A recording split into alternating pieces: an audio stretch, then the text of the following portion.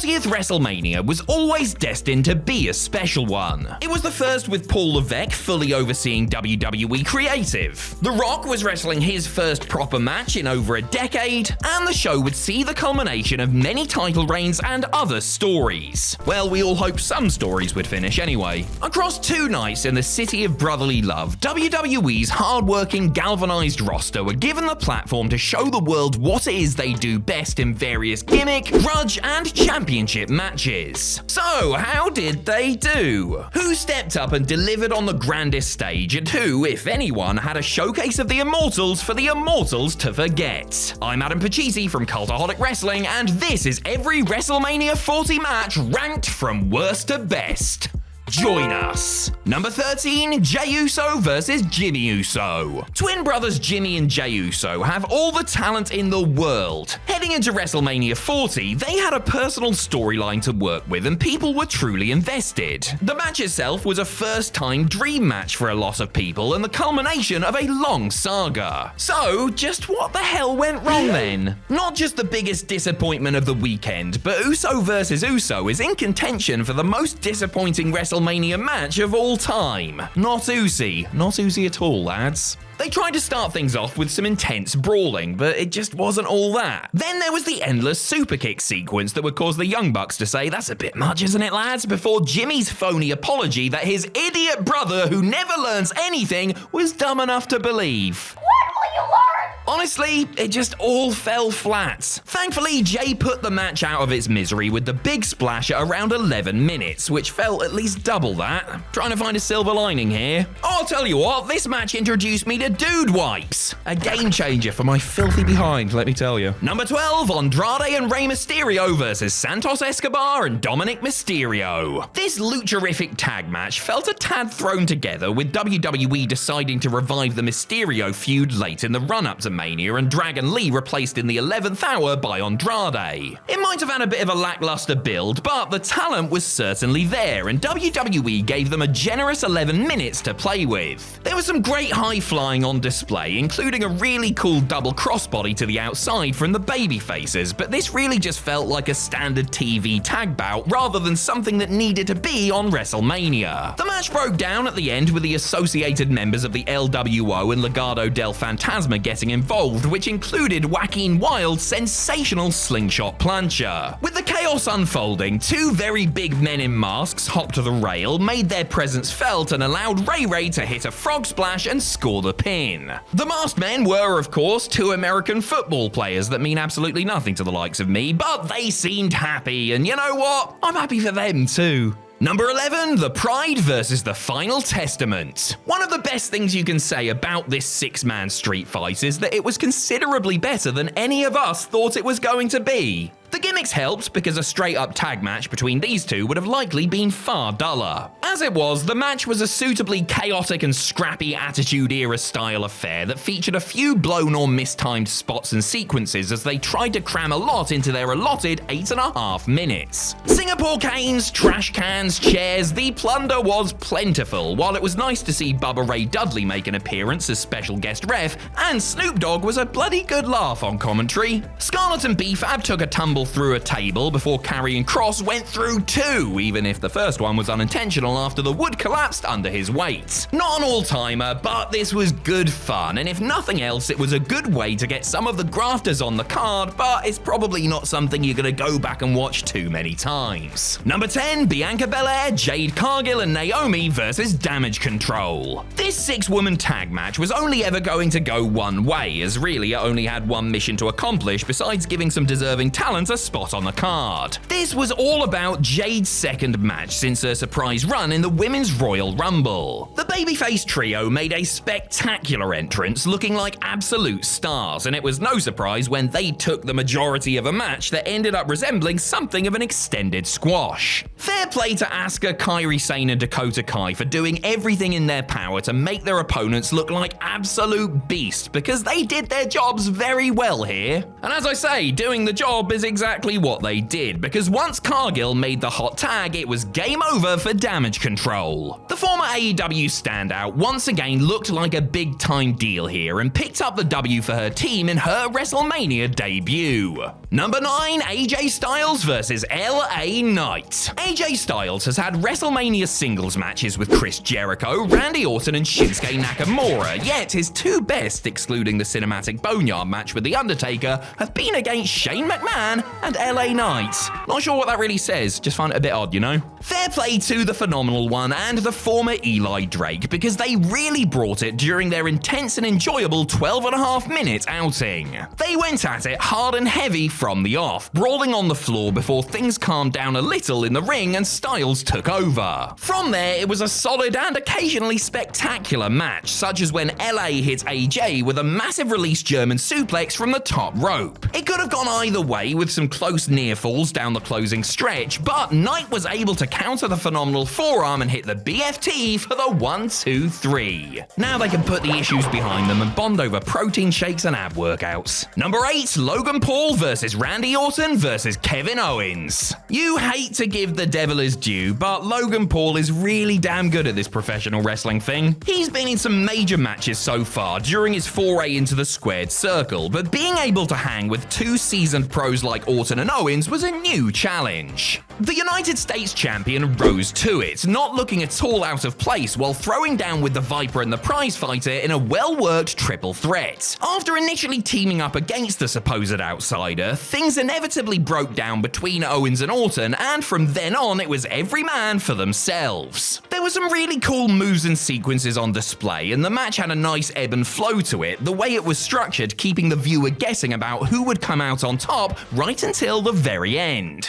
It also had Randy Orton kicking some annoying bellend in a drink costume full force in the stomach, so it automatically gets a thumbs up from me. Despite his mascot taking a pasting, Paul was able to capitalize on Orton's RKO and sneak away with the title still in his possession. Number 7, the 6-pack ladder match. The Judgment Day were up against it at WrestleMania 40, with both sets of their undisputed tag titles up for grabs in a ladder match featuring the New Day, A-Town Down Under, the New Catch Republic, Awesome Truth, and DIY. To try and recap all the thrills, spills, and crazy stunts would be foolish of me, and I am not a fool, but needless to say, this was exactly what you would expect from this sort of match. Austin Theory and Grayson Waller grabbed the first set of straps, the blue ones, shortly before the loudmouthed Aussie got powerbombed through a ladder that was propped up at ringside. That was one of many big bumps in what was an entertaining and chaotic spot fest. It wasn't just ladders, but tables too that they soon began to play with, as several of the 12 men were taken out with some big moves and took the requisite naps while someone else did something in the ring. After planting a little bit of doubt in fans' minds, Truth climbed up and grabbed the red belts to finally get his WrestleMania moment.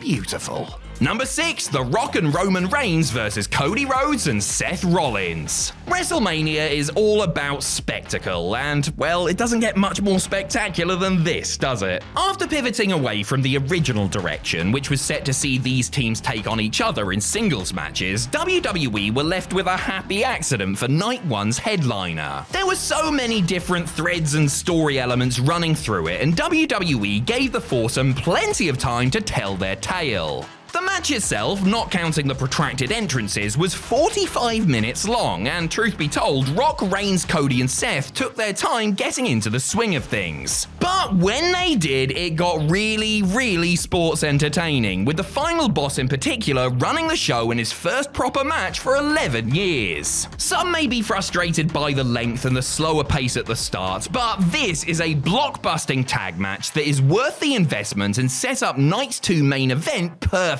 as The Rock pinned Rhodes with the people's elbow. Number 5, Io Sky versus Bayley. After a fair few years as a villain, it was nice to see Bayley return to her babyface roots as the Women's Royal Rumble winner took on her former Damage Control stablemate for the women's title in Night 2's semi-main. They started off hot with some moves on the outside, with Sky very clearly having the strategy of targeting Bayley's knee. That allowed the champ to control the match and wear the challenger down, though Bayley gamely fought back through the pain and mounted her comebacks. Both women hit and missed their biggest moves and busted out some really cool and unique counters, with Bayley consistently selling her injured limb and really making it seem like it may lead to her downfall. Things got a bit strong style down the closing stretch, with the hugger busting out a fierce lariat, back suplex, and flying elbow combination. Another rose plant gave the title to the challenger as Bayley once again demonstrated that she is the woman for the big occasion. Sky, to her credit, put in arguably her best performance in a WWE ring to date and dropped the title in fine fashion.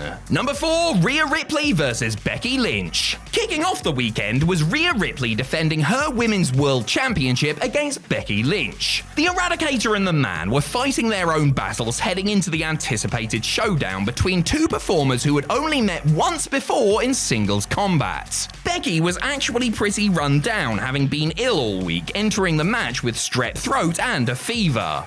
Ripley, meanwhile, confessed to having a 2-hour panic attack before walking through the curtain. However, they shook all these distractions off like the pros they are and started WrestleMania's festivities in style. There were no outside shenanigans courtesy of the other members of the Judgment Day or any other gimmicks here, just two tremendous athletes going at it and building their match from the ground up for 17 engrossing minutes. There were plenty of close falls toward the end of the match as they each kicked out of the other one's best shots, but Mammy proved to be too powerful on the night and put her gutsy challenger away with the riptide to retain clean as a sheet. Was it a passing of the torch moment? Time will tell on that one, but based on the evidence, there is plenty left in the tank of big-time Becks, and I wouldn't be against seeing a rematch down the line. Number 3, Seth Rollins vs Drew McIntyre. Kicking off night 2 was another high-profile championship match as a beaten-up Seth Rollins defended his World Heavyweight title against Drew McIntyre.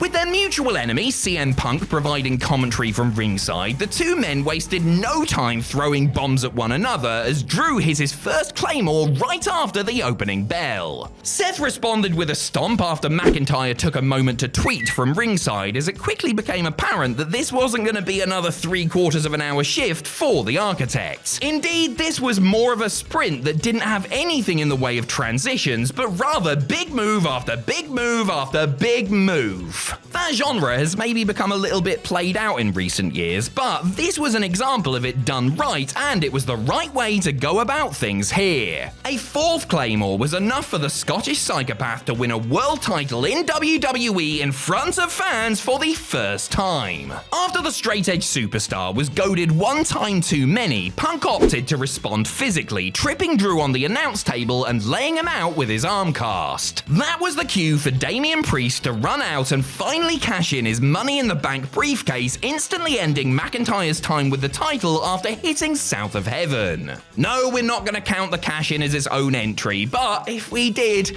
it would be pretty damn high on this list. All of this combined to open WrestleMania 40 Night 2 on the highest of notes. Number 2, Gunther vs Sami Zayn. Hey guys, have you ever seen the Rocky series of films? Yeah, have you? Yeah?